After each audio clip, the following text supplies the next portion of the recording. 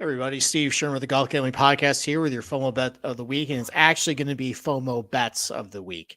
Listen, I had a good week last week. I've had a good year so far. And you know what? I had a hard time kind of deciding what I really wanted to bet on this week. So you know what? Why don't we just do a couple little small bets and some other stuff, just to say we have it. So why don't we start first with Valero? There was two guys I think I'm feeling FOMO on. One of them I think is just the popular narrative this week.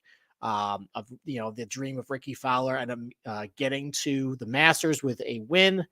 Look, I don't think he's going to win, but I think just the fear of just kind of seeing all the buzz around if he does make a charge on Sunday. I'm going to feel kind of crappy about that. So why don't we get a little piece of that? How about just top 5 for Ricky plus 500? Nothing huge, just to kind of say he had a little bit on it at 5-1. See how it goes. How about another guy, Davis Riley? He was actually my initial instinct this week. I saw a 34-1 number on him, and I thought I was going to bet it, but I looked more into it. I was going to make a case about how around the green game was maybe a little overrated overall. Not necessarily just for Valero, but just overall and how you really want to handicap. Do we weight it too much? But I look back at last year and it really isn't the case. The guys who were trending really well around the green and actually, good at it in general tend to do very well at Valero. And just Davis Riley doesn't fit that bill. But I still like it from the standpoint of, he's been playing well. The irons have been a little better lately. The overall ball striking has been a little better. A couple good finishes. And then last year, even though he finished, I think, like T63 of Valero, he had the ball great tee to green that week, didn't putt very well. So the fact that he actually had a very successful tee to green week at Valero, been good at some, at Colonial in our Texas track. I think he's got a couple top 30 finishes in Houston. He's got a 4th place finish at Venanza Vallarta. That's Greg Norman as well.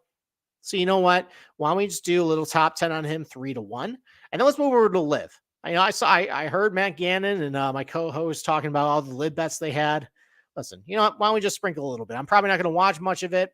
If I lose all these bets, say la vie, whatever, it is what it is. Not a huge cost to my bankroll here. So why don't we first start with some outrights? I saw Patrick Reed to 28-1. I talked about this a little bit last night. I think the guys who are going to be playing the Masters next week, they've been playing kind of crappy so far to begin the year. I mean, we haven't really seen a lot of top stars play very well the first 2 Live events. I think that's going to change. I think the guys who are going to be playing next week are going to have it a little more in track. So why don't we start with Patrick Reed, 28-1? Listen, he hasn't been very good in his first 2 Live starts, but he did finish second on Abu Dhabi. It's a legitimate field. So the fact that, the talent is definitely still there. He's got a really good history in the state of Florida with golf. He's got the win at Doral. He's got some good finishes at Innisbrook. Another good finish at Bay Hill. So, the fact that he's been pretty good in the state of Florida, putts well in Bermuda, doesn't really seem like all that difficult to track. I think this is one that Patrick Reed can, win at 28-1. I don't think he's totally dead yet. How about Jason Kokrak? He actually has a pretty sneaky good history in the state of Florida. Some good events in the Players Championship, some good results at Innisbrook, some good results at Bay Hill as well. He got out to a really fast start in Mayakoba. He was the first on leader and then just had a disastrous round 2 that kind of knocked him out of it. But, he's shown some ceiling in the fact that he can get out to a good start at these Live events. He has a couple good finishes so far this year. He finished T18 at the Saudi, T15 at the Oman Open, which had a couple legitimate names in there from guys who weren't playing Phoenix. So, he's 40-1 this week.